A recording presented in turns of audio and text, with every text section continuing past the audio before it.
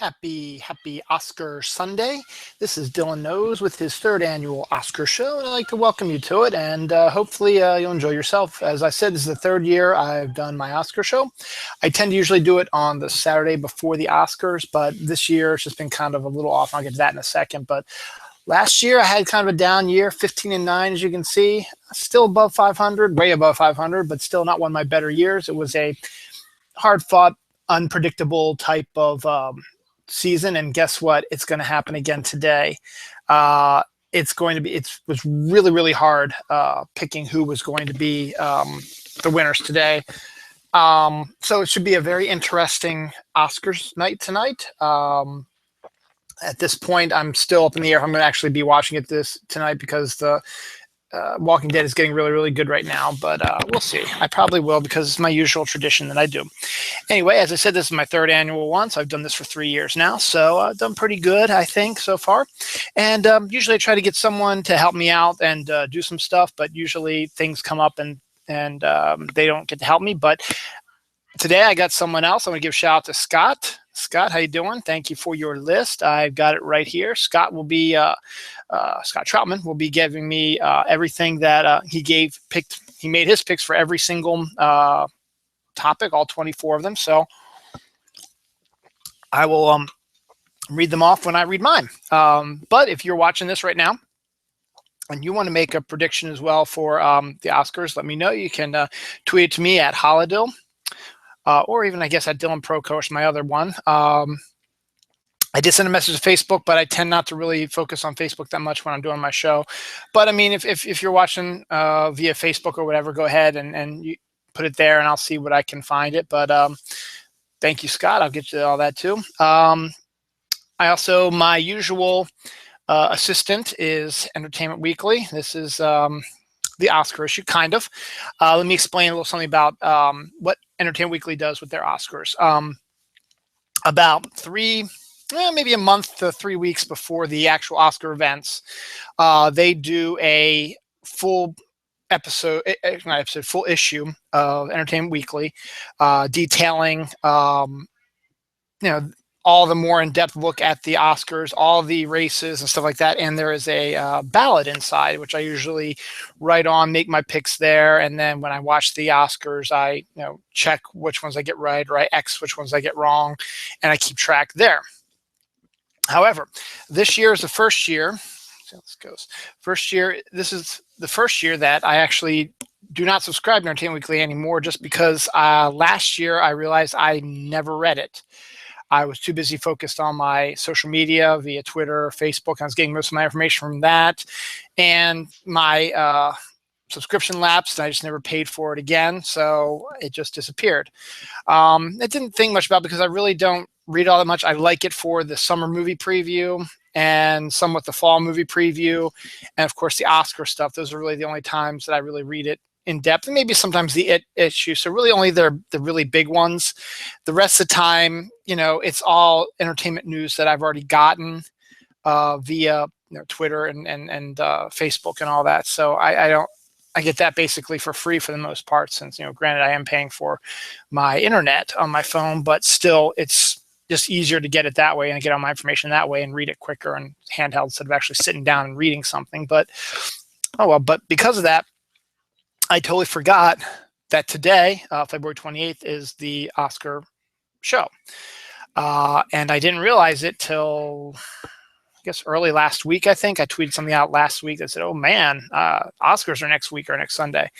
So I had to find the Walking Dead or the Entertainment Weekly issues because they're my assistant, as I say. They help me a lot with a lot of the other nominees and stuff like that, because no matter how much I would love to just do this for a living, make money off doing it, so on and so forth. That way I can go to see all these films and even maybe have a say and a vote if they get into the nomination process, stuff like that.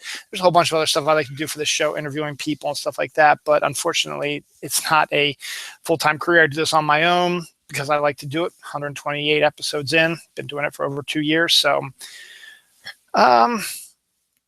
just the way it works out. So, but So I have to lean on Entertainment Weekly because that's all they do is they sit there and they watch all the nominees and they can predict what they do. So a lot of my ones for the lesser known categories like the live action shorts and documentary features and foreign film, so that I haven't seen any of those movies. I haven't even heard of any of those movies. And I really only hear about them when I read the Oscar issue.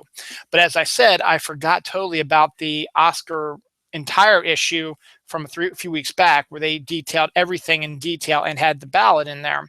This one just has their picks. As you see, Walking Dead is their emphasis because it was a double issue and it came out actually the week that Entertainment Weekly, or rather that Walking Dead came back on. So there's my dilemma now. Now, what they do when they make their picks, they go into detail about the big ones: director, picture, actor, actress, supporting actress. But the others, they just say, "This is who we pick." Whereas in the old, in the previous Oscar issue from a few weeks back, they detail, okay, these are the people who are the special effects guys, and this is why this one is good. They go into much more detail. Here they just say, this is what we pick.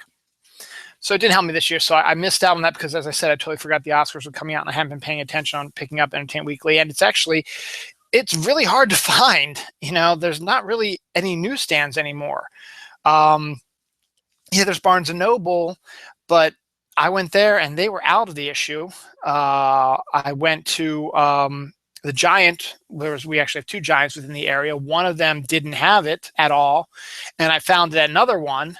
Then Wegmans, I know, which is a little bit further away, they have it. They had it also, but there really wasn't any, and none of these are really close to my house, so I actually had to go hunting for it. So, the newsstand apparently is dead. I mean, as Egon Spengler says in Ghostbusters, print is dead.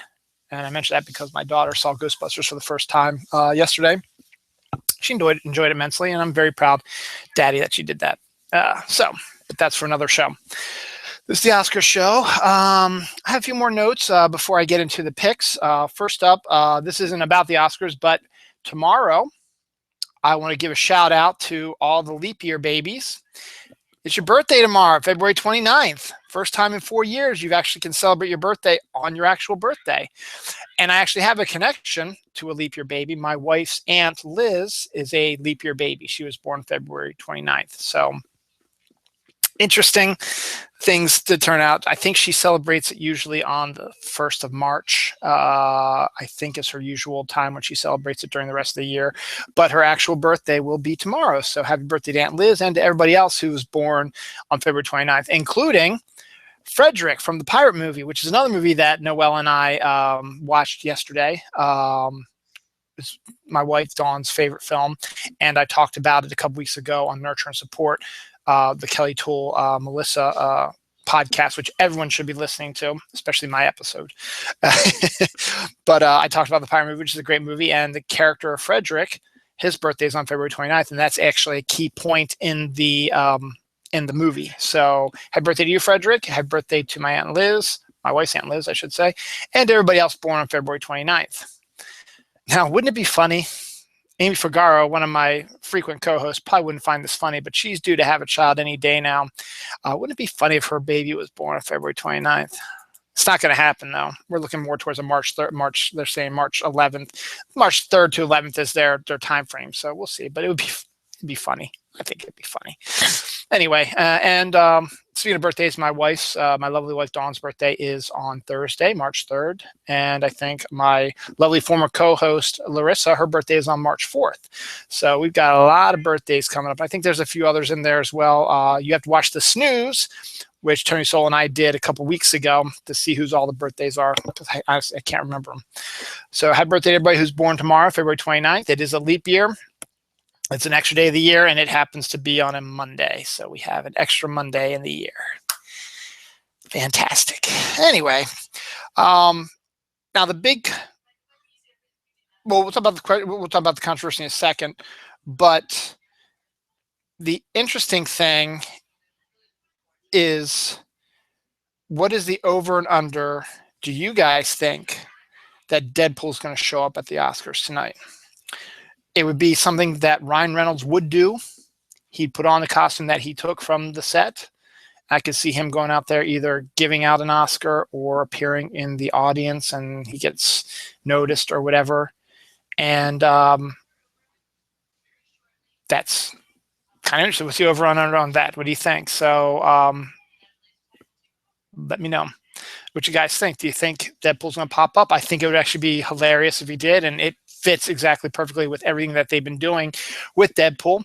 He's a bona fide hit, and everybody knows him. Everybody loved the movie. So I can see Deadpool, first of all, maybe walking the red carpet. I can see him doing that, and then either handing out an Oscar or being talked to in the audience. So that's my prediction. I think Deadpool is going to pop up in some form or another today, doing something. So you have to watch the Oscars just for that, see if I'm right, and also see how my my votes go, because I'm fairly good. I mean, there was one year, it might have been the first year I did this, that I was I think like 20-4 or 21-3, something like that. So I got like 3 wrong. And then gradually as the years have gone on, I've got, I think last year was like 18-5 or 18-6 or something like that. Because there's 24 categories that they're going to do, and we're going to cover all 24 today. Some more depth than others. But we do have to talk about the elephant in the room. That's exactly how Chris Rock explained it. The Oscars So White, which is this year is a major controversy about the fact that there are no people of color who have gotten a nomination this year, despite the fact that the movie Creed got some really good love, and I think got maybe 1 nomination at least I know of for supporting actor for Sylvester Stallone, a white guy, but they didn't get the nomination for the actor who played Creed. I can't think of his name right now, but Jordan, something, Michael B. Jordan, something like that. So he didn't get nominated. And then there was Straight Outta Compton, which was a huge hit during the summer and was not your typical summer film. It was a biopic about the rap band NWA. Got a lot of love via critics, and made a lot of money too. So there's 2 choices right there that people could have had to pick from. Granted, yes, NWA is hard because it is an ensemble piece, but you could have at least done Best Picture, maybe Best Director, and not necessarily focused on the actor, but at least had the Best Director, Best Actor, or Best Director, Best Picture in there. Straight Outta Compton to get nominated for a few things, but once again, nothing major. And I think that's the big thing. And then the other part about it is, we are now in the age of Netflix. Netflix has changed the scope of television, and I kind of see what's going on here, but the Oscars tend to be are a little bit more strict about it, whereas the Emmys, which gives out awards to television, they don't mind giving awards to the Netflix series, even though it's not technically on a network station. It's still a television series basically, and they've won tons of awards. Netflix originals have won a ton of awards and gotten a ton of nominations, though Daredevil and Jessica Jones, no love whatsoever. Haters. I digress. But the big movie that a lot of people thought at least should have garnered at least 1 Best Actor nominee for Idris Elba is Beasts of No Nation, which once again, hugely critically acclaimed. Idris Elba, everyone said how great of a job he did, and everyone thought he should have been nominated. But here's the rub. Yes, it premiered at some film festivals, but when they released it wide, it didn't go through the movies. It went through Netflix. And then it got, I think, a limited release after the Netflix run. Or it's still on there, I think, now, because it's I guess a Netflix original, or just where they made a deal with Netflix to just do it. But that's where the rub is. And that's where a lot of people think that maybe the Academy Awards need to start thinking about Netflix, much as how the Emmys have, because they truly believe that Idris Elba gave the best performance of an actor this year. And the fact that he didn't get nominated at all because the film technically did not open wide in movie theaters. It had a limited release, which, to be honest, is how they release most films anyway, because a lot of the films that are on here, they have to be released the year previous. So all these films are the best pictures of 2015.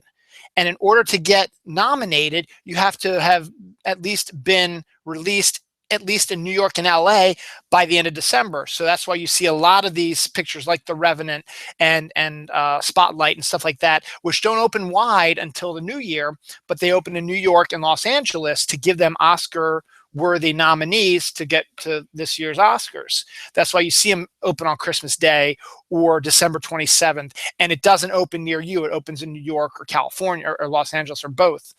And then like 2 weeks later, and like January 13th or whatever, it'll open wider so everybody can see it and everybody can see how good it is. But they need to open it in 2015 for it to be eligible for 2015 Oscars. Yeah, I get the joke when they were talking about Deadpool should be nominated for Best Picture and should be considered for all that stuff. Next year, buddy. Yeah, maybe next year. You never know, because Silence of the Lambs, which won back in 91 or 92, 91, I think, was released in like March. And so it's still got all those nominations, still won all that. Is Deadpool going to get nominated? I don't think so. It's fairly critically acclaimed and made a lot of money, but it's a superhero movie. Superhero movies just don't get nominated. But that doesn't mean Deadpool's not going to be there, which I pretty much think he's going to. And it's interesting, though, because of this Oscars So White controversy, it happens to be in a really weird year because Chris Rock, who is black, will be hosting.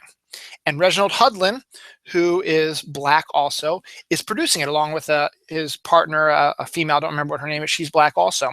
So you've got a producing team producing the Oscars that are black and a black host in Chris Rock in a controversy year where people are complaining that no people of color got nominated in the major awards. And it's true, they didn't. And should they have? Sure. There were some good performances. Geez, my hair's a mess. But, you know, you got to walk that fine line. And the whole thing with Netflix, we'll have to wait and see what happens with that. Is Netflix going to become a presence now that they're releasing more and more direct to Netflix films? Doesn't necessarily mean they're bad, but they find it easier to get more views instead of we're at an age now where people don't like to go out to see movies. Sometimes they will. Granted, you know, Deadpool made $500 million, you know, over a couple weeks. But a lot of times they don't, because if Deadpool wasn't out there, a lot of the films that came out in the last couple of weeks, which some look pretty good like that, they've made very little money. It's because everybody is lazy. They like to stay at home. I wouldn't say they're lazy, but they like to stay at home. They don't like paying the huge amounts of money to go to a movie theater that's crowded. And in an age where people, despite the fact that the movie theaters say don't use your cell phone, they still use their cell phone, or they talk during the movie because they're used to that at home. When they're watching a movie, they talk during the movie and ask questions. And it's hard now when you have a kid. You know, when I go to the movies with my kids, they like to talk during the movies, and I have to keep telling them can't talk, despite the fact that other kids are talking as well. But I want to teach them that you can't do that, because I find it extraordinarily rude if a person in front of me or behind me or next to me who isn't my family is talking during a film. It annoys the hell out of me. But now people are at that point where with Netflix and Amazon Prime and all these other Hulu and all that stuff, you can release these films and you're not paying a huge price for them. Netflix, through their raising of the fees that they charge you, monthly fees they charge you, they can make these movies. It's how they can make the TV shows, like the Daredevils and the Jessica Joneses and the Orange is the New Blacks and stuff like that, House of Cards, stuff like that. And they also make films. I mean, Adam Sandler released his new film, which I've heard is really awful. And he didn't want to release it through movie theaters because he knew it would probably tank, but he would do it through Netflix. And guess what? It got a lot of views. Pee Wee Herman is coming back into the movies, but you can only see it on Netflix next month with his Pee Wee's Vacation. And then this film, as we talked about, Beasts of No Nation, came through Netflix first also. And that's where as I said, that's where the rub is Netflix. No, is it eventually, is the Oscar going to say, you know what, more and more films are debuting through Netflix? It doesn't mean it's a direct to DVD. Those movies are horrible usually. Netflix is a serious competitor. It has Emmy awards, for crying out loud. The Emmys notice them. I even think maybe the Golden Globes have nominated shows from Netflix to win their TV sides, but never any, unless Idris won for Golden Globes. To be honest, I don't know. As I said, I've been out of it this year. I'm hoping to get back into it next year or this upcoming year, so that next year's show will be a lot better and I'll be more informed. As I said, I don't know if I'm going to do really well today because my picks are kind of all over the place and I don't really know a lot about the stuff, but we'll get to that in a second. I just want to finish up that we'll see what happens. I guarantee you there'll be some discussion about it. Chris Rock has never one to shy away from it. Last time he hosted the Oscars, it was pretty good. And you got Reginald Hudlin, who's a really good director as well, producing this show. And let's just hope that they can get it under a decent running time. Of course, granted, it starts at 8:30 p.m. and it usually goes till about midnight, which is a killer. But so we'll see what happens. So I think that's everything I have to say about that. So now it's time to get into the nitty gritty, what you all have been waiting for. I'm going to do this much like the Oscars. I'm not going to reveal the big ones until the end of the show, so you have to watch the whole damn show. Sorry, guys. All right. So let's open up our Walking Dead with Glenn on the cover. Yay. Speaking of which, this dude's going to show up too. I guarantee you. He'll be there. Deadpool's going to be there. All right.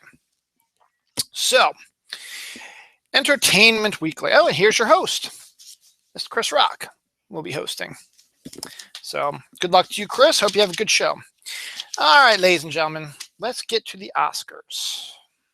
Da, da, da, da, da, da, da, ba, ba, bum. Ah! Almost spilled my drink. That would have been bad. All right. Let's look at some of the lesser known categories, get them out of the way, and we'll get our trusty Scott Troutman on here and see what he has to say. So just give me a second because he sent me a DM, so it's all scattered around, so I got to find it. So what we'll start with today is we'll start with a live action short. Now, for those who don't know, live action shorts are short films ranging from like a 6 to half an hour long. It's not really that long. And it's a good stepping stone for up and coming filmmakers to get their feet wet, to learn how to use a camera, direct a film, control actors. And then it's also sort of a way to audition for a bigger things down the line. You do some live action shorts, you get them out. They have all kinds of film festivals. They've got film short festivals. The Baltimore the Baltimore Film Festival, which happens in May, is a huge one that shows a lot of these short films. The film festival very rarely shows any of the, like the Cannes or Telluride or any of those types of film festivals. This is one that doesn't show really any of the up and coming films that could be big down the line. These are actually films that, these shorts and documentaries, stuff like that. So Baltimore's a little bit different when it comes to their film festival, but like the live action shorts would be at the Baltimore Film Festival. So the nominees for the best live action short are Ave Maria, Day One, Earth Will Be Okay, Shock, and Stutterer. As I said, I don't know anything about these movies. As I said, I would have learned more about them if I would have gotten the EW issue from a few weeks ago, but I didn't. And they sound all kind of interesting. And usually with these, I tend to side with EW because once again, they're the ones who actually go and they see these films. So let me go with my partner, Scott Troutman, who is not with me. His choice is Ave Maria. It's a good choice, Ave Maria. It's about religion, probably about Mary, or singing, maybe. You never know. And Entertainment Weekly went with Shock. So sorry, Scott, I'm going with Shock because I don't know any better. Though I think Earth Will Be Okay sounds interesting, but you know what? I don't know Jack, but I picked Shock, so we'll see. They picked Shock. Scott, I'm sorry. Scott picked Ave Maria. So live action short. That's pretty much, if you haven't seen them, you can just throw a dart and say, okay, that sounds good. But Entertainment Weekly, as I said, they have seen them. And as far as I know, Scott might have seen them. I don't know. But he picked Ave Maria. And Entertainment Weekly picked Shock, and I'll side with Entertainment Weekly this time. Sorry, Scott. Shock is my pick for best live action shorts. So let me check that one off. Yep. All right. Next up is, keeping with the short segment, the documentary short. Again, the documentary is I think is sadly lacking in the film world, because there are some really, really good documentaries. And this is where Netflix could come in handy, because they have a whole documentary section. And you can probably find a lot of these on there. And documentaries are actually really good. I mean, they are not fictional. They're not fictional. They are non-fictional. So it's stuff that happens now and for real. And is stuff that is really going on, and it's a way to bring about awareness of something. And some of these are like that. And once again, it's filmmakers a lot of times who might be interested in just making documentaries and not necessarily making live action films, fictional live action films, a way for them to test the waters and get their chance in the sun. So in this case, we have the nominees for Best Documentary Short are Body Team 12,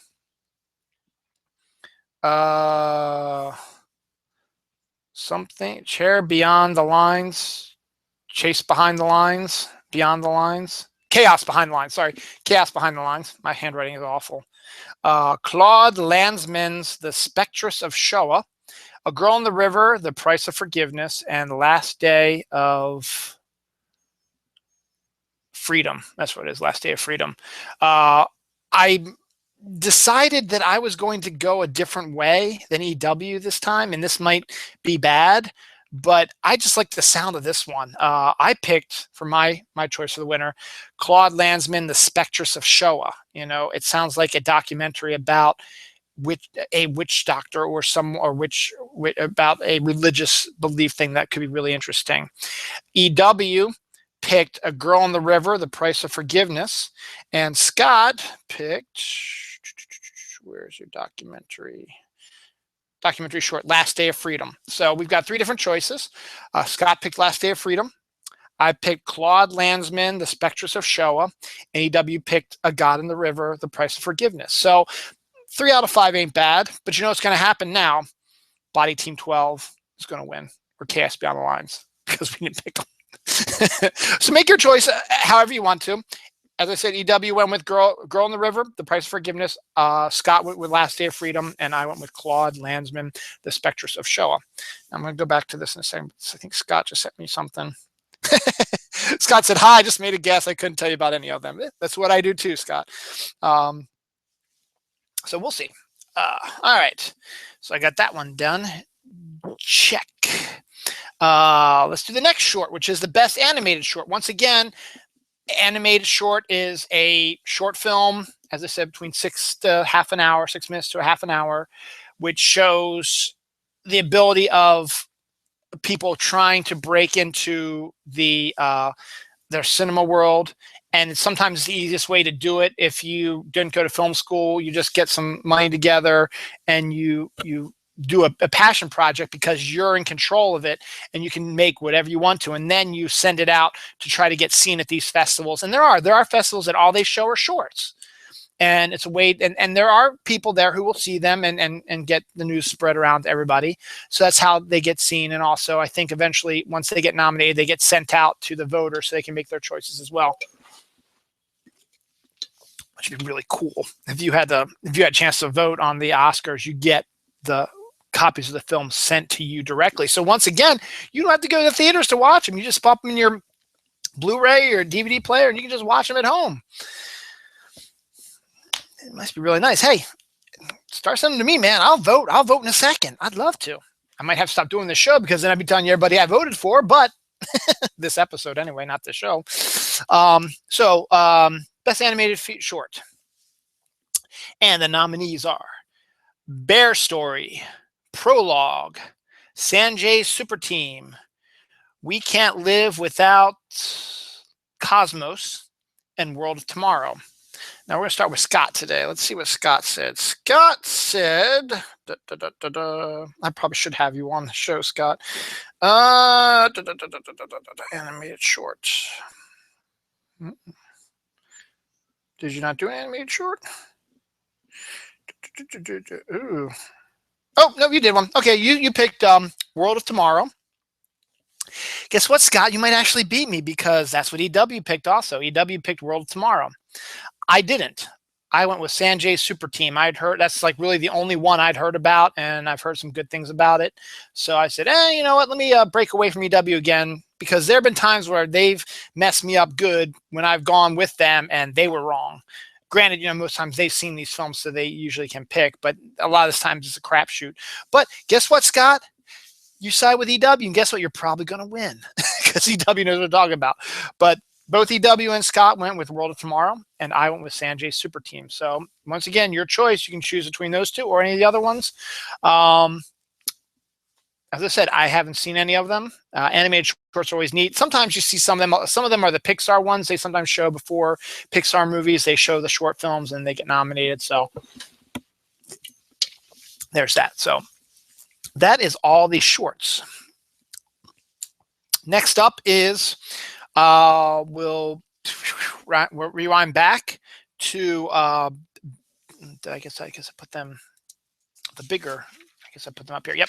The bigger films. Best documentary feature is the next one.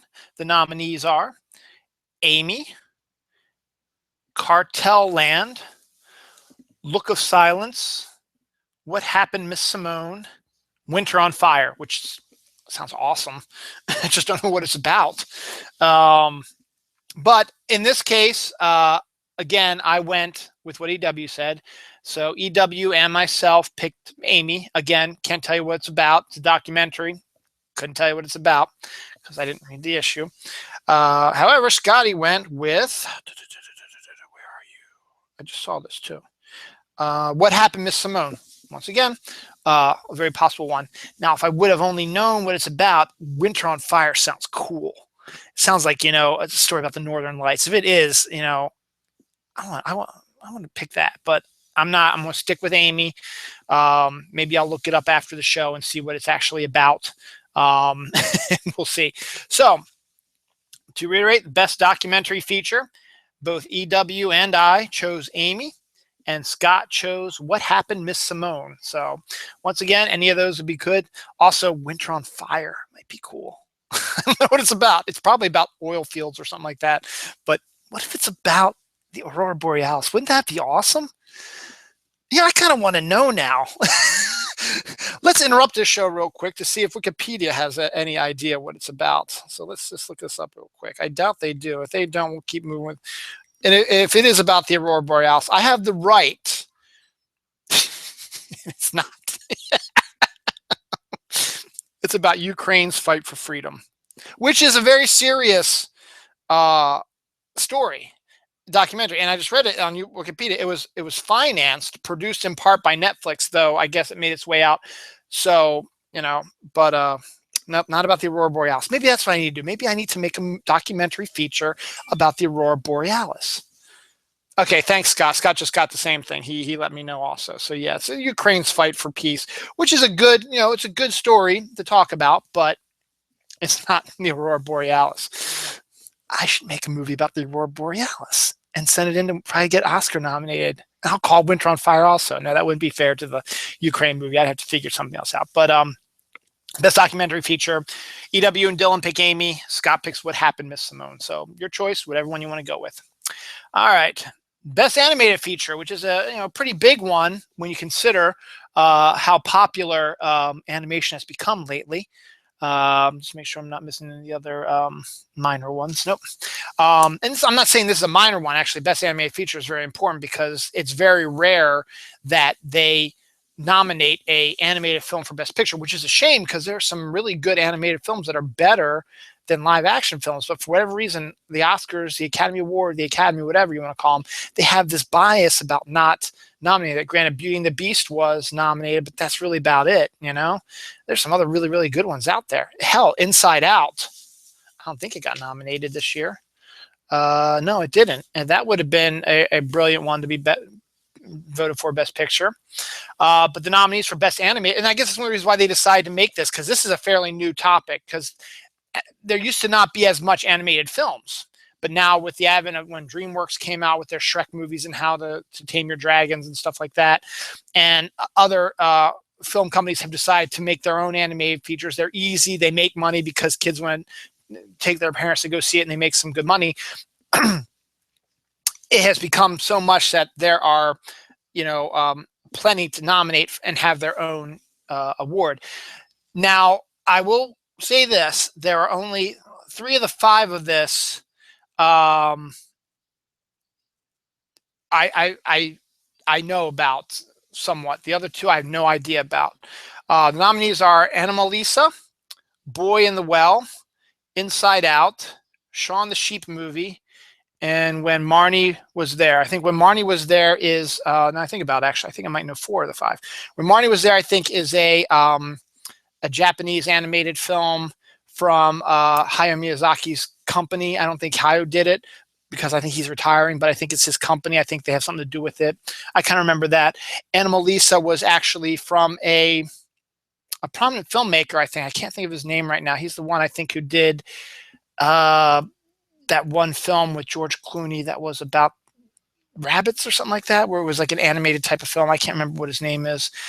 Never heard of Boy in the Well. And Shaun the Sheep is, of course, Shaun the Sheep is a famous character over in England, and the Aardman Studios that does Wallace and Gromit. They did this as well. My son saw Shaun the Sheep, and he loved it. It's more of a kids movie anyway, but all my kids loved what is going to be the winner.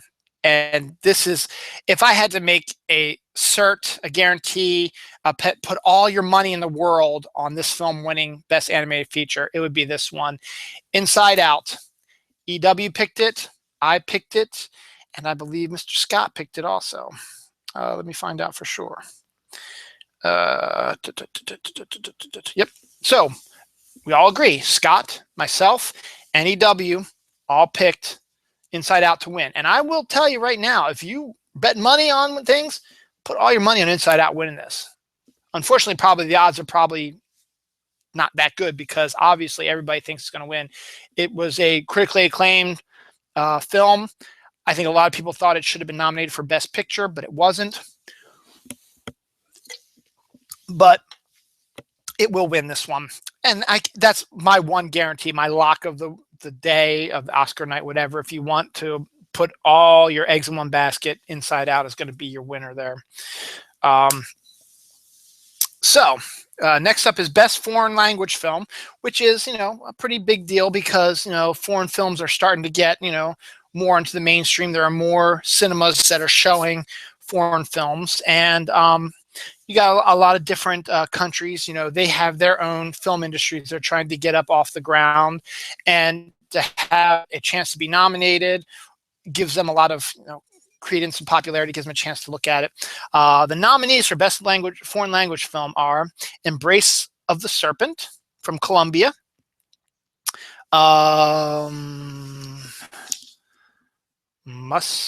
Musty from France, Son of Saul from Hungary, Thebe from Jordan, and A War from Denmark. Or maybe it's Ministry or Misty, the French one. I don't know. Ain't gonna win. My pick is hemming again towards what EW did. They picked Son of Saul from Hungary. So I'm going with that, Son of Saul from Hungary. And Mr. Scott here is going with Embrace of the Serpent. So, that one is from Colombia. Both good choices. Once again, it's who knows, foreign films, they get, once again, if you don't live in New York or Los Angeles, it's sometimes really hard to find a film theater that is going to show foreign films, which is a shame because there's some really, really good foreign films. There's probably a lot of foreign films that are better than live action film or American live action films out there. So, but those are the choices. Scott went with Embrace of the Serpent from Colombia, and EW and I went with Son of Saul from Hungary. So let me see if there's anybody else on here. All right. Amy Fugara says, I'm not having the baby tomorrow. We have an agreement. He has to wait 2 more weeks. Okay. I just thought it'd be funny, Amy. Funny for everybody else but you. Anyway, that's your foreign film. Now we're getting into the nitty-gritty. All righty. So let's turn back the page. I thought I lost Amy. At first I was like, I don't like that. I'm going to leave. But no, I think she came back. Now we're going to get into the nitty-gritty, into the real American films that we've all seen and heard of, and things are good. So yeah, make America great again. Sorry, had to be said. Anyway, where am I going to start? Let's start at the bottom and work our way up. Best costume design. The nominees are, and here's the problem, real quick, before I give the nominees.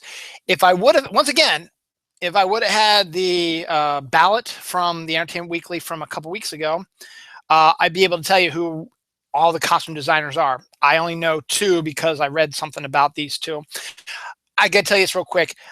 I went to the grocery store yesterday looking for some magazines, see if they had something that would have an Oscar ballot. Nobody did. And I looked at my local newspaper. They have a big blurb that says, Sunday, Oscar ballot. Find out who we want to win the Oscars. I was like, okay, I'll buy the paper because I don't get the paper either. I'll buy the paper Sunday morning and I'll get the winner. I'll get the ballot and I'll have all the information. It'll be fine. I get up this morning. I go right out to get a newspaper. I get the newspaper. I bring it home. I look at it. Guess what? There's nothing. No Oscar ballot, no nothing. No picks for Oscars from, and I looked in that whole newspaper. So I don't know who the costume designers are, with the exception of the top 2 because it's the same person. But their nominees are Carol, Cinderella, The Danish Girl, Mad Max Fury Road, and The Revenant. Now, Sandy Powell, I think that's their name. Let me see. Actually, I think it's on here. Actually, yep. Sandy Powell did the costumes for both Carol and Cinderella.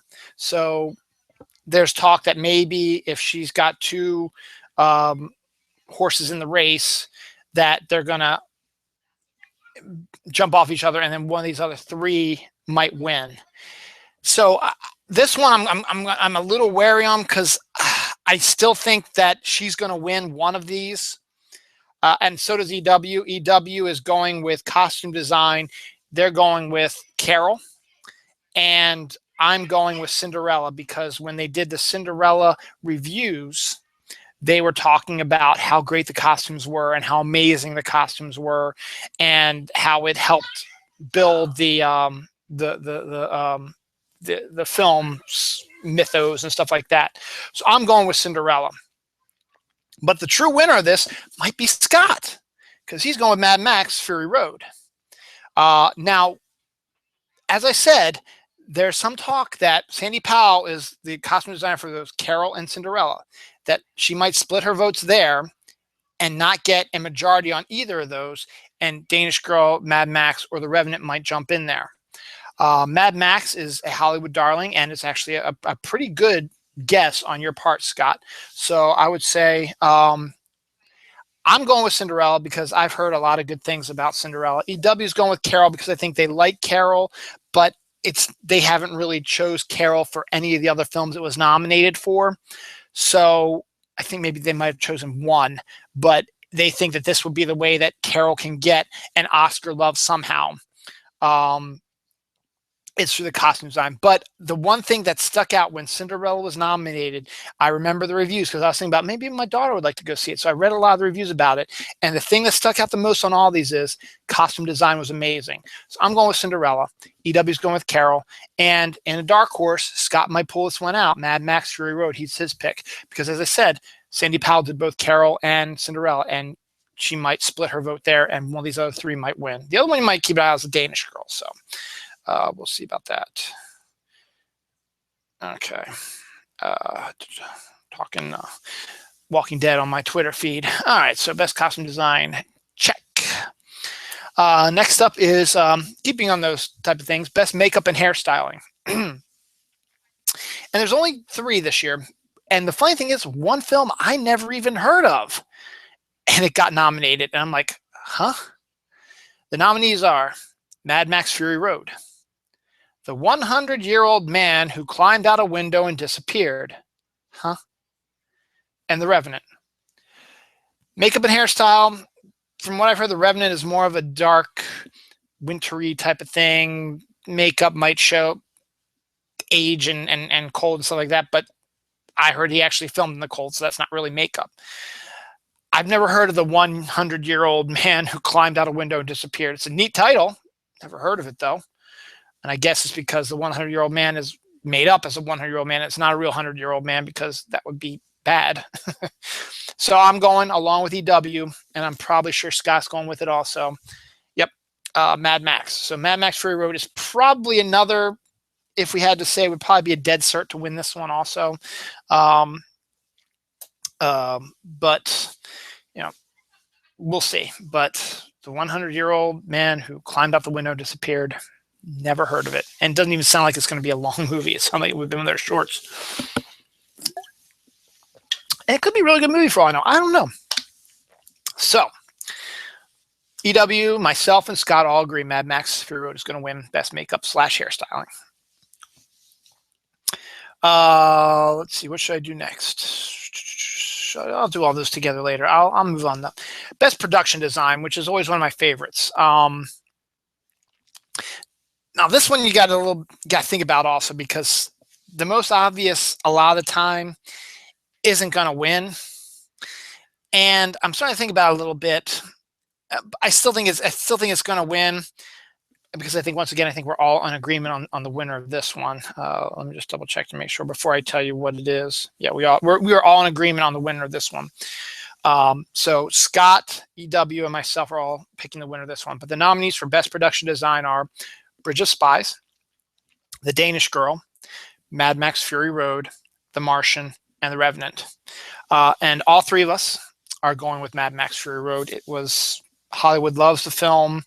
It was critically acclaimed, and it's a post-apocalyptic future that looks post-apocalyptic future, with the way the homes and layers and stuff like that, and the vehicles and stuff like that are.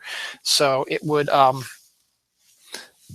make sense. And I'm messing with my hair. I shouldn't be doing that. But so Mad Max Fury Road is our unanimous decision, EW, myself, and Scott, for Best Production Design. Okay, next up is we're going to go with the sound. There's 2 sound categories and then visual effects. So next up, we will do Best Sound Mixing. And the nominees are Bridge of Spies, Mad Max Fury Road, The Martian, The Revenant, and Star Wars: The Force Awakens, which it was another disappointment of the Oscars. A lot of people think that Star Wars didn't get nominated for more, because it was such a popular film and it was a really good film, that it didn't get nominated for more things. Let's see. We're doing sound mixing. All right, so where's your sound mixing, Scott? Let's see. There's visual effects, sound editing, short film.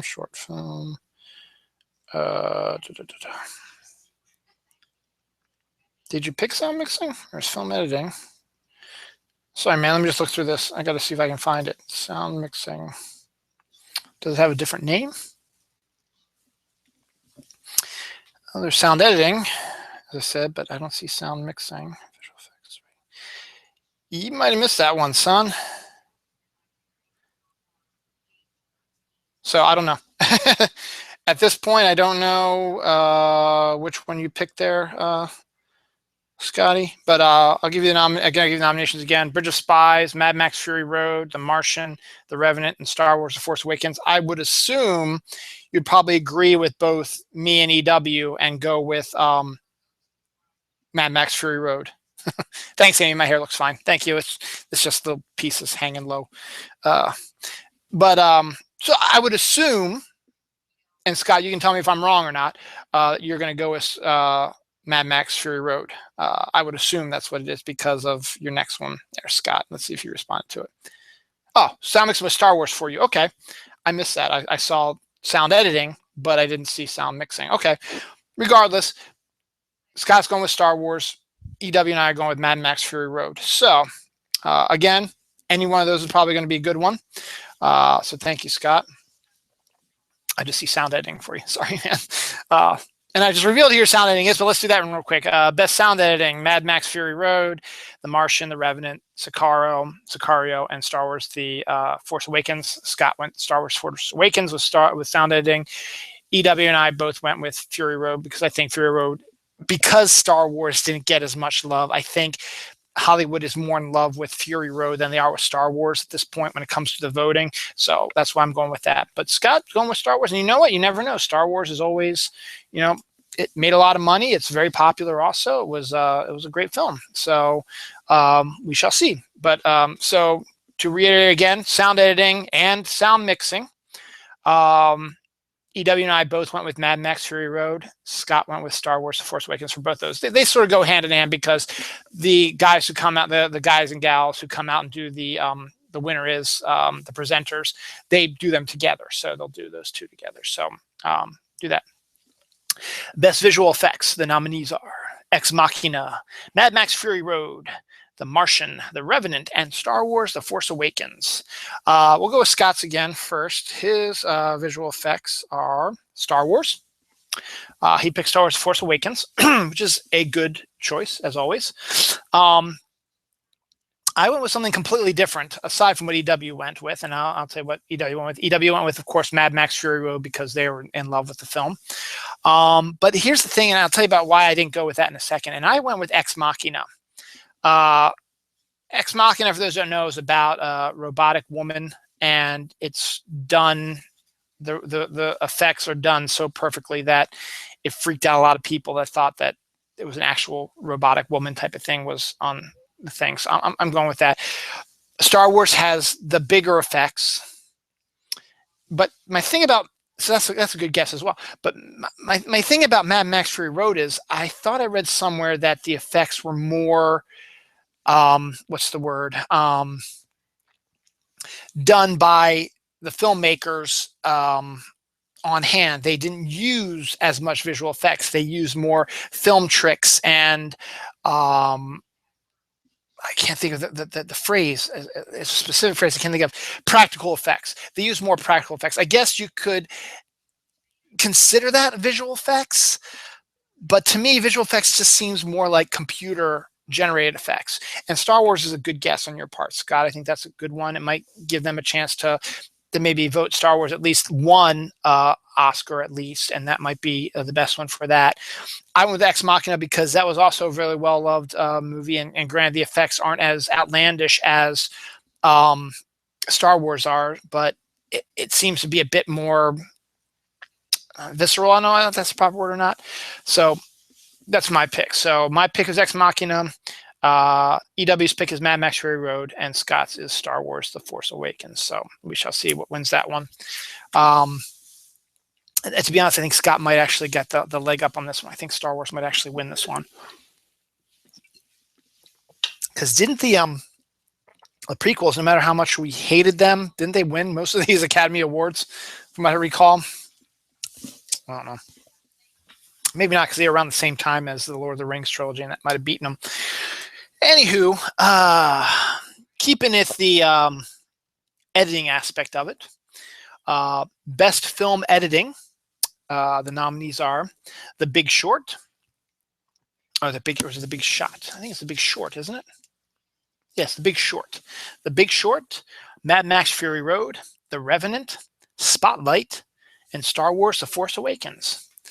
Scotty, I think, is continuing the love with Star Wars, and he went, film editing, he went with Star Wars. And I can go along with EW's love affair of Mad Max Fury Road. We chose Mad Max Fury Road for best film editing. So, again, some of these high-powered science fiction, fantasy type films, we look at them as being the best edited films, whereas a lot of the lower, the more down to earth, Big Short, Revenant, and Spotlight tend to get a lot of the awards also. But film editing is one of those interesting things. I think Mad Max Fury Road is going to win only because a lot of people loved how George Miller made the film, and it was they called it extraordinary. And Star Wars: The Force Awakens is also a good suggestion there, Scott, coming from it was good. There was a lot of cutting and jumping back and forth, stuff like that. Sometimes editing is very easy to figure out what it is. Sometimes it isn't. So film editing, EW and I picked Mad Max Fury Road, and Scott picked Star Wars: The Force Awakens. All right, we're getting close to the end. Well, not really, but kind of. And Scott sent me a message. What do you say, Scott? The Star Wars fanboy in me wouldn't allow me to choose anything other than that film. It's okay. He still might win some. I mean, it's not. I don't think it's gonna get shut out. I think it's gonna win a couple of them. I just think that Hollywood and the Academy have more of a love affair with Mad Max Fury Road. But again, it didn't make a lot of money. It was critically acclaimed, but at the same time, Star Wars was fairly well received as well and made a lot of money. So at this point, who knows? Now we're gonna get into kind of the nitty gritty. We're going to see more of the films that are more considered to be Oscar bait, as it were. Science fiction and fantasy have always been the dark horse when it comes to best pictures and a lot of nominations. This year's different. Mad Max Fury Road got a lot of nominations. Star Wars got a lot of nominations. So it's starting to change a little bit. I mean, hell, Return of the King won Best Picture. So, that was for the whole series, not just for Return of the King. So the whole Lord of the Rings trilogy won that one. So you've been seeing more of a build up in that, except in the comic book movies. You're not really seeing comic book movies, and there's some good ones out there. Winter Soldier is really good. But once again, they look at it as a comic book movie, and they don't think that it belongs in the upper echelon. I love this category, best cinematography. I always love cinematography. And for those who might not know, cinematography is the way it's filmed, the film stock and the colors and stuff like that. And when you get a really good cinematographer that can make the colors deep and Amy's fiance is making her take a shower. It's been a couple of days. Gotta go. Good show. Come back, find out who's going to win Best Picture, all right? Or watch it later on, okay, Amy? Have fun. Don't have your baby.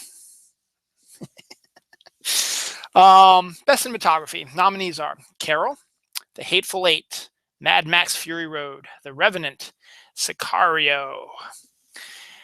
EW and I split on this one, and let me see what Mr. Scott said here. Mr. Scott and I are in agreement, I think, for the first time, except for when we were unanimous in some of the other ones. And we are different from EW. Mr. Scott and I are both agreeing that Mad Max Fury Road is going to win this one. Meanwhile, EW thinks The Revenant's going to win, which I can see. The Revenant, from what I've heard, is a very visceral, dark, the way it was shot, sort of with natural light and in the mountains and the depth of field and all the stuff. I can see that, and it's probably it would be my second choice. But again, the love affair with George Miller and Mad Max Fury Road, and what everybody was talking about when they were reviewing the films about is how great it looks cinematically. And that's a lot to do with the cinematography. So that's why I think Scott and I agree with Mad Max Fury Road winning that award and EW going with The Revenant, which is also a good choice. So one of those two, I would, if you're trying to decide which one to pick in the pool, one of those two I think would be your best bet. The others don't, despite all the talk about The Hateful Eight, and this isn't my Quentin Tarantino bias coming out, even though I do have one. The film basically takes place majority in a room. And while it's shot in 70 millimeter and it's glorious and the colors all pop and all that stuff, both The Revenant and Fury Road, when being discussed in reviews, a lot of the things they were talking about is how good it looked on film. Meaning the natural light used in The Revenant and just the atmosphere of Mad Max Fury Road. Yeah, they talked about how great it is, but it's a room. Okay, it's a room.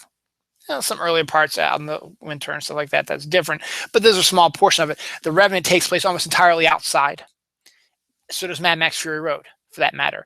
And the way that they were filmed gives it that edge over all the other ones. So if I had to choose, I personally think Mad Max Fury Road's number 1, Revenant's number 2, and probably Hateful Eight might be number 3. Though Sicario has a good shot as well. All right, so now we've got some, I guess you can consider these kind of lesser ones. They used to be a lot more popular in the old days, especially in the 80s when pop music and movie anthems were always so great in films. We're going to talk about music. First up will be the best original song. Now, looking through all the songs and seeing what movies they came from, I'm like, huh?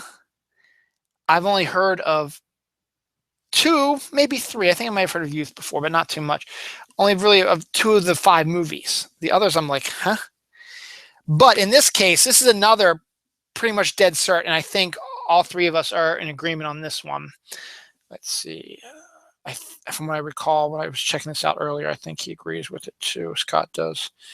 I know I saw it. My eyes are bad. Yes, there it is. No, it isn't. Oh, wow. Yeah, we're not in agreement. I thought we were. Oh, well, Scott went separate from what EW and I did. Scott's going with Writings on the Wall, which is from the newest James Bond film, Spectre. Now, the James Bond films have been known to produce pretty good nominees. Because it's always iconic when a new Bond movie comes out. You always say, oh, who's going to sing the Bond theme song for Spectre? In this case, it's Writings on the Wall, and music and lyric by Jimmy Napes and Sam Smith. So I can see that as a really good thing. But I think right now, we're not, well, I didn't go over the nominees. The nominees are Earned It from 50 Shades of Grey, music and lyrics by Abel Tesfaye, Ahmed Balshi, Jason Dahala, Quenneville, and Chaplin Mokyo. Manta Ray from Racing Extinction, which I've never heard of before.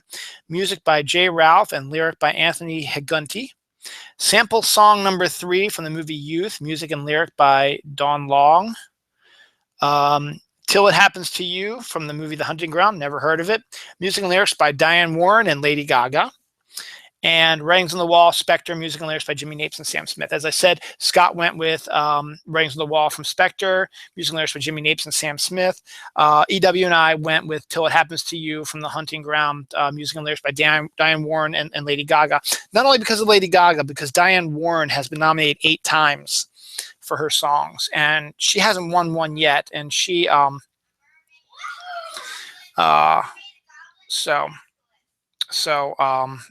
we'll see what happens. That Spectre, Writings on the Wall is not a bad choice. And, Diane Warren and Lady Gaga, you'll actually get to see Lady Gaga perform it live today. But, let me just talk a little bit about the music, the songs. They used to be huge, popular, hugely popular. Quit playing with your hair, man. Jeez, you're annoying people. As back in the 80s, they were a lot of the pop anthems like Top Gun, Danger Zone, and Footloose, and all those ones that are hugely popular now were nominated and stuff like that. And then 90s, they did pretty good too. But then around the 2000s, when the original song started to disappear, only because, radio is really no longer a presence as all that much as it used to be, because more people do the streaming services or iTunes or whatever, so they don't really listen to radio. They pick what they want, and so they try to get people to listen to their stuff. And there are still radio stations out there. Don't get me wrong. There are still radio stations out there, but they're just not as popular, I guess. As more online stuff as you're doing. So you're not really hearing. I don't think I've heard any of these songs on the radio stations I listen to, and I try to listen to the ones I try to be good for everybody. The current contemporary music. Dawn wants to listen to contemporary music for the kids when they're in the van, because she wants them to grow up with their own music, like we grew up with the 80s as our own music. So we'll see. But one little thing that I just want to get off my chest is REM is one of my favorite bands, and the rules of the original song have been kind of unclear. And back in the late 90s, 98, 99-ish, REM did the score for the movie Man on the Moon, which is a story about Andy Kaufman starring Jim Carrey. And I was okay that I don't think they got nominated for best score, but The Great Beyond was a song that they wrote just for the movie, and they played it at the end of the film during the credits, so it didn't actually appear in the film. It is, in my estimation, the best, or at least in my, when I did my top 100 REM songs, it was number 2 on my list. And it's close enough to be number 1. The only reason why I didn't pick it as number 1 is because it was one of the first songs they did where they didn't have the entire band. One of the band members left REM a while back. So I picked Man on the Moon, which is also about Andy Kaufman, as my number 1, and Great Beyond, which was a song that was in the movie Man on the Moon at the end, as my number 2, because it is a fantastic song, and I think it absolutely deserved to win an Oscar. Didn't get nominated because it wasn't in the film. It was in the credits, but it wasn't the end of the film, and I think that's kind of bogus. All right, and that's, yeah, it could be the fanboy in me because I like the song, but still, I think the rule that the song has to be original, which is fine, but it has to have some appearance in the film, is kind of off a little bit. It's in the final credits. Why not? That's where it belongs. I mean, that's where you should have it, because it was a biopic about Andy Kaufman. You're not going to sing a song about Andy Kaufman when you're still seeing how his career progressed. You know what I'm saying? Man on the Moon appears at the end when, you know, he's supposedly died, and then he's one of his characters up on stage, and you think it's going to be his buddy Zamunda, but then we see Zamunda in the back applauding, and we think, oh geez, he faked his death. That's what they're saying, he faked his death and he's still alive. And Man on the Moon played during that, and Man on the Moon was already out there, so it wouldn't have gotten nominated anyway. But Man on the Moon fit better than Great Beyond. Great Beyond is a more introspective song, whereas Man on the Moon is more of a peppy poppy song, and it absolutely fit the last scene of the movie. So that's my rant. So best original song, Till It Happens to You, The Hunting Ground. EW and I agree with that. Diane Warren and Lady Gaga. Scott, meanwhile, is going with Writings on the Wall from the movie Spectre, the James Bond film, music and lyric by Jimmy Napes and Sam Smith. So next up is best original score. This was a tough one because I used to do a radio show in college, and I would play film soundtracks and scores, which means I would play a lot of the original songs that were on the soundtrack, as well as some of the other songs, you know, that were played in the background or whatever that I liked when I heard the soundtrack. And I also played the score, which is the background music without any voice and lyrics, just like the Jaws dun dun dun dun dun dun dun, you know, Star Wars dun dun dun dun dun dun dun dun dun dun. That's the score stuff, you know. In this case, best original score, Bridge of Spies by Thomas Newman, which is odd because that's a Spielberg movie, and John Williams does basically all Spielberg's movies, but I guess he couldn't because he was busy with another film, which I'll get to in a second. Carol by Carter Burwell, The Hateful Eight by Ennio Morricone, Sicario by Johan Johansson, which is an awesome name, Johan Johansson, and Star Wars, the film, the Force Awakens by John Williams. As I said, John Williams usually does Steven Spielberg's films scores. He hasn't always done them, but in this case, he didn't do Bridge of Spies. Thomas Newman did. Thomas Newman's a good film, as good score. Don't get me wrong. I guess just because John Williams was busy with Star Wars that he couldn't do Bridge of Spies. And I think Scott went with John Williams because he said the Star Wars fanboy would not allow him to pick anybody else. From what I recall, I believe he did. Yep,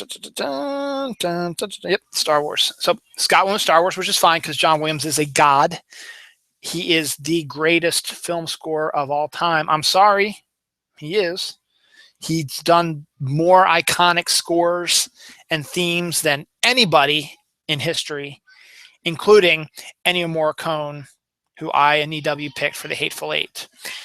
Ennio Morricone, who I haven't heard from in a long time, he did The Good, the Bad, and the Ugly, which is iconic in its own right, but he really doesn't have a lot of other iconic stuff. John Williams does. And this was a difficult choice between John Williams and Ennio Morricone. But the reason why I went with Ennio is not just because of VW, but because Ennio hasn't done a score in a really, really long time, or one that's been nominated, or that I know of. And the fact that it gives a bit of nostalgia to it, and the belief that Ennio's still alive. I mean, he was probably older in the 60s when he did Good, the Bad, and the Ugly and stuff like that. But I figured also, people still want to give Quentin some sort of Oscar here and there. So I think Hateful Eight will get it on the score here by Ennio Morricone, and mostly more because Ennio is, yes, he is a one of the greatest scorers also, but he's not John Williams. And I was very troubled trying to choose between Ennio and John Williams. In this case, I went Ennio because I just think more people are going to go with him because of nostalgia's sake, whereas John Williams has continually still been working and creating great new themes, and I still consider him to be the greatest film scorer of all time. So I wouldn't be surprised if John Williams ends up with the win on this one also, but I think Ennio is going to win this one. So that's that one. All right, ladies and gentlemen, we're getting down to the nitty-gritty. Screenplays, and then the big ones, the actors, directors, and best picture, and then I'm out of here. I'm going to go play laser tag because you can probably hear the wild screamings of children upstairs. My son and daughter, my daughter's having a play date with one of her best friends, and we're going to go to laser tag after I do the show. It's probably by 2 o'clock. So let's go. This is the moment you all been waiting for.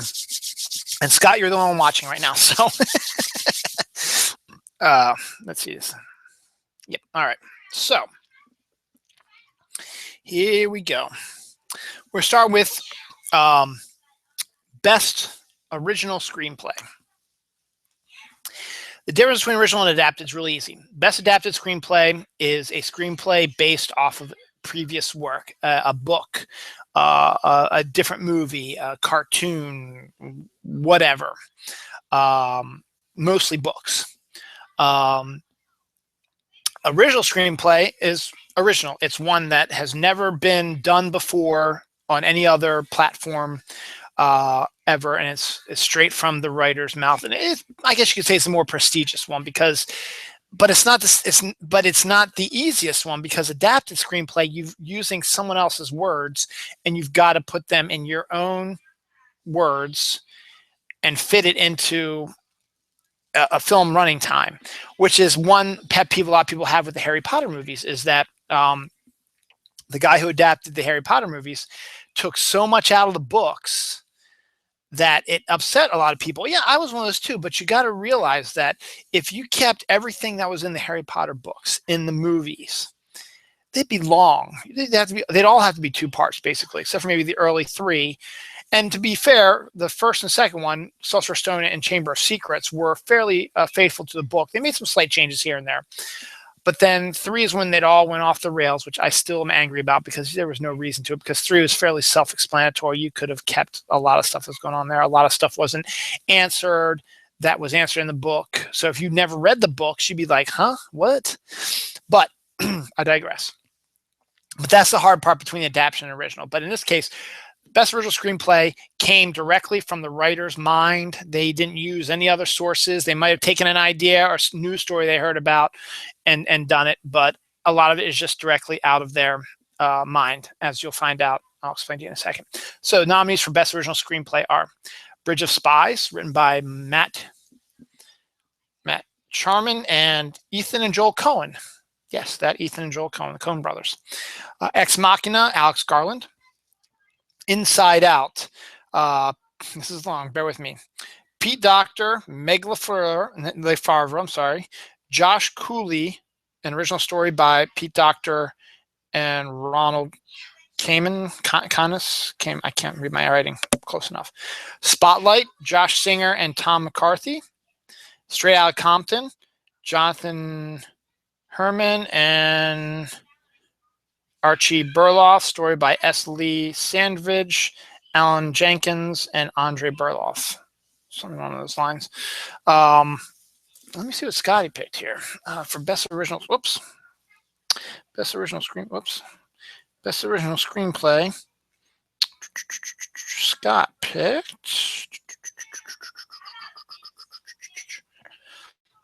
Straight Outta Compton. That's not a bad one. Scott picked Straight Outta Compton. EW picked Spotlight, and I picked Ex Machina. So 3 of the 5 have been done. And as I said, when it comes to original screenplay, Bridge of Spies and Spotlight and Straight Outta Compton are all based on things we know about. Straight Outta Compton is the history of NWA, but it wasn't a book or anything. It was written by the screenwriters. They wanted to write a movie about NWA, so they did their research and they did their thing, and they wrote the screenplay. Spotlight is the newspaper story about the newspaper reporters who broke the Catholic sex scandal with the underage boys, stuff like that. And Bridge of Spies was about, you know, the court case to get the spy plane that the Americans sent over Russia that was shot down back to America. In this case, you know, I picked Ex Machina because it seemed like a wholly original idea, something that's never been seen before, or they've been seen before, I guess, but it was a different take on it. It hadn't been seen in a while. And I think it's a good choice for that. Inside Out was, again, that was an original screenplay too, and I keep an eye on that one. None of us picked that one, but that might be a good one. But at the same time, they do like to pick other things. Spotlight, I think EW picked Spotlight because they don't think Spotlight's going to win a lot of the bigger awards. So once again, I think they went with, well, they need to win an award somewhere, so they're going to win it here, which is sometimes it's a good attitude to have, I guess. And Scotch went with Straight Outta Compton, which is, you know, not a bad choice either. Oh, hi, Jen. Jen M's here. Hi. Do you have any picks for Oscars, Best Picture, anything like that? Let me know. You can tweet it or DM me, or if you're on Google Plus, you can put in the Q&A. So that was Best Original Screenplay. So I picked Ex Machina, EW picked Spotlight, and Scott picked Straight Outta Compton. So good 3-way bet there. As I said, Inside Out might not be a bad choice, but I digress. Best Adapted Screenplay. The nominees are The Big Short by Charles Randolph and Adam McKay, Brooklyn by Nick Hornby, Carol by Phyllis Nagy, The Martian by Drew Goddard, and Room by Emma Donoghue. I came this close to agreeing with Scott. Scott went with The Martian, which is a phenomenal book, and they did a fantastic adaptation of the film. I thought they did a great job. I was this close. I actually picked it first, and then I erased it. And I'm still kind of, I just don't think, I think The Big Short is going to win a lot of awards, big awards, and I think they are going to just give this one to them also.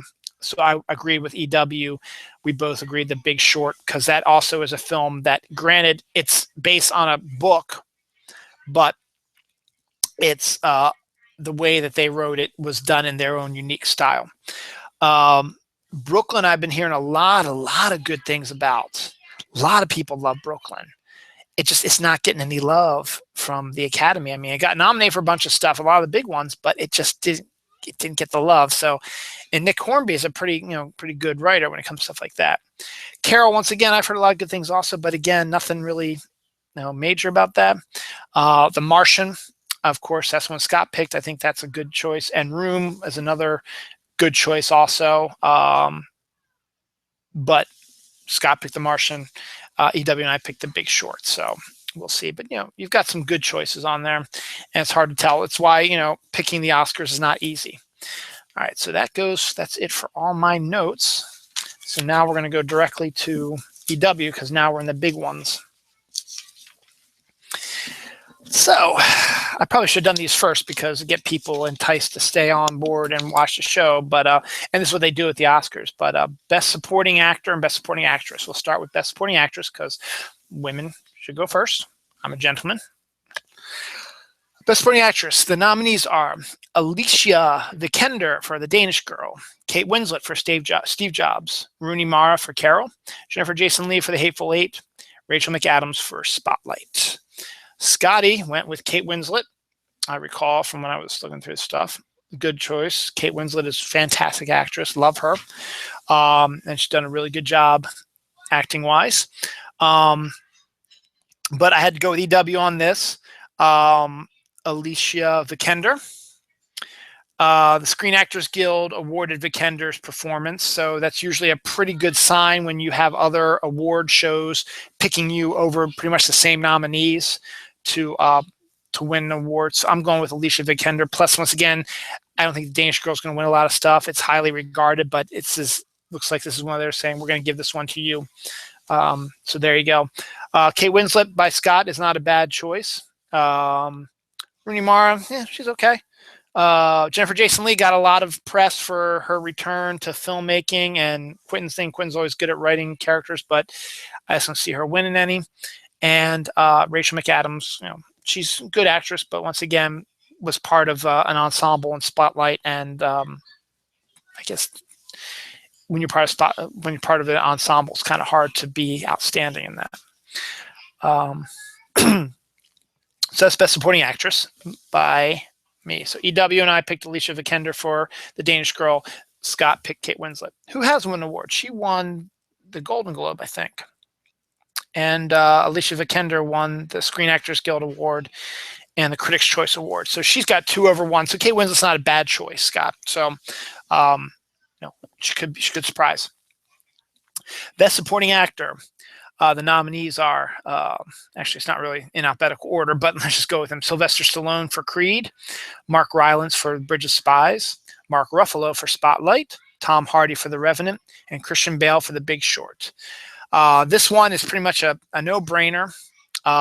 Everybody's been talking about this performance. He's won lots of awards already, and he's old school Hollywood guy.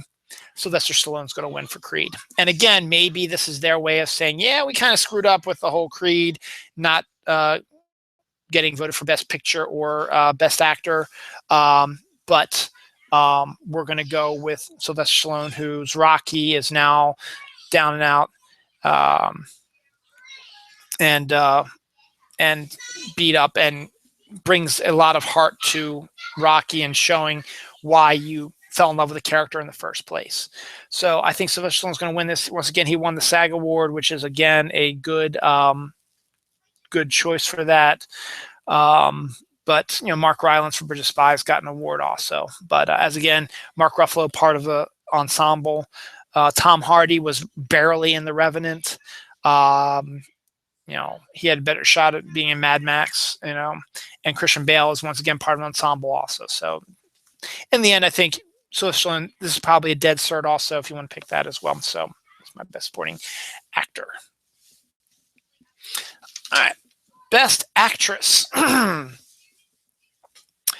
nominees are Brie Larson for Room, Saoirse Ronan for Brooklyn, Cate Blanchett for Carol, Jennifer Lawrence for Joy, and Charlotte Rampling for 45 Years.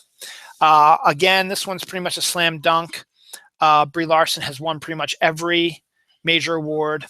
EW and I agree with that. Actually, I'm sorry, Scott. Who did you pick for Best Supporting Actor? I'm sorry. I skipped that. He picked Supporting Actor for Sylvester Stallone also. So Scott, Scott, EW, and I all went with Sylvester Stallone. So sorry about that for Best Supporting Actor. Best Supporting Actress, or not Best Supporting Actor, for Best Actress, myself and EW went with Brie Larson for Room, and Scott went with Jennifer Lawrence for Joy.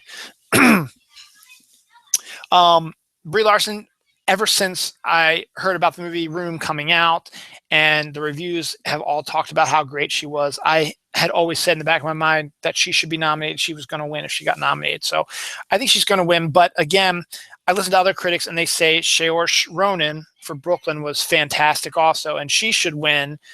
But Brie Larson just has the steamroll going, and I think she's got a good chance to win.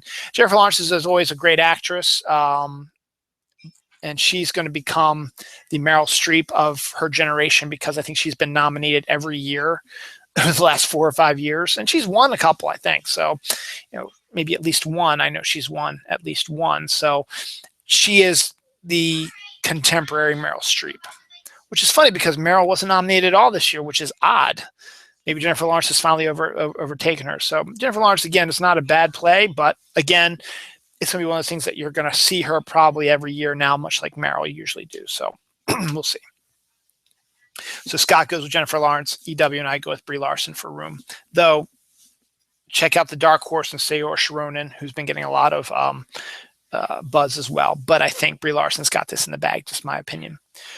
Best Actor, I think this one is I think we all agree with this one. Oh, no, we don't.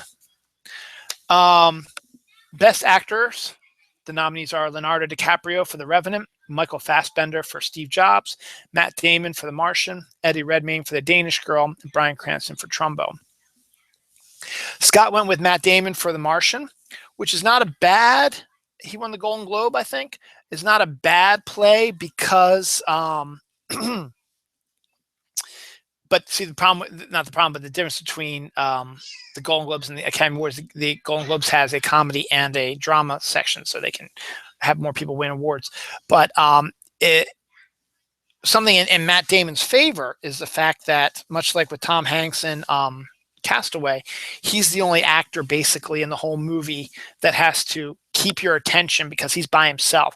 When he's on screen, he's got to keep your attention, being the only person and playing off of himself, basically.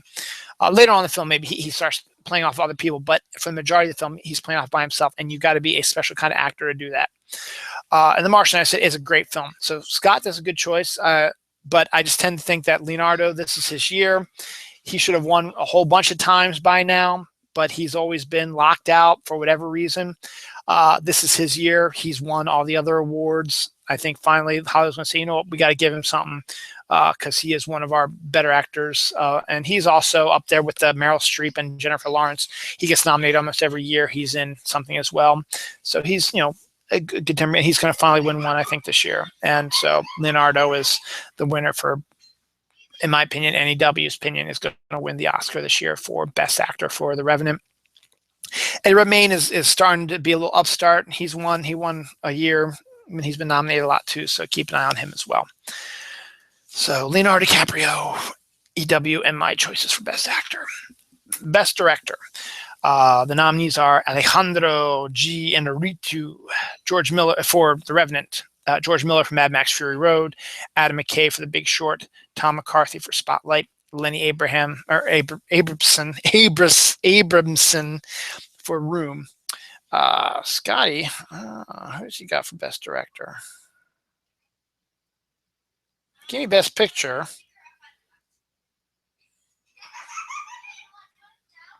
Oh, directing, Mad Max. Okay. So you got George Miller winning for Mad Max, which is not a bad choice at all. And he might actually swoop in and win this one. Once again, Hollywood's love affair with Mad Max, and he might actually win this one. But the one thing that got me when I was prepping my stuff is when the Directors Guild nominates, when whoever wins the Directors Guild award, 90% of the time wins the Oscar. I think there's been one or two times that it hasn't worked in the last 20 years, where it's been one or two times where it hasn't worked out that way.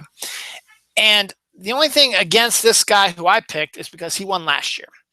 Mine, Andy W.'s choice, is Alejandro G. Inarritu for The Revenant, just because using the natural light and the stark white of the mountains and snow of The Revenant sets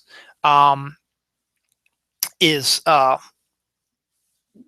getting a lot of buzz.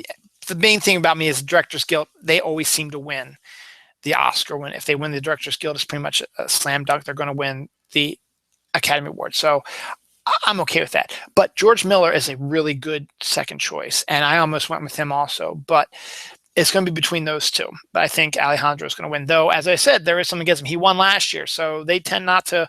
There's only been like two other directors who've won twice in a row. And so we'll have to wait and see. So My pick and EW's pick is Alejandro J. Inarritu for The Revenant. Scott's pick is George Miller for Mad Max Fury Road, which is not a bad choice at all. So either of those, one of those two, if you're doing a poll, I'd go with either one of those two guys. I think you got a good shot either way between the two of them. Finally, the big one. Dun, dun, dun, dun, dun, dun, dun, dun, dun, dun, dun, Jen M gave me just her choice for Best Picture.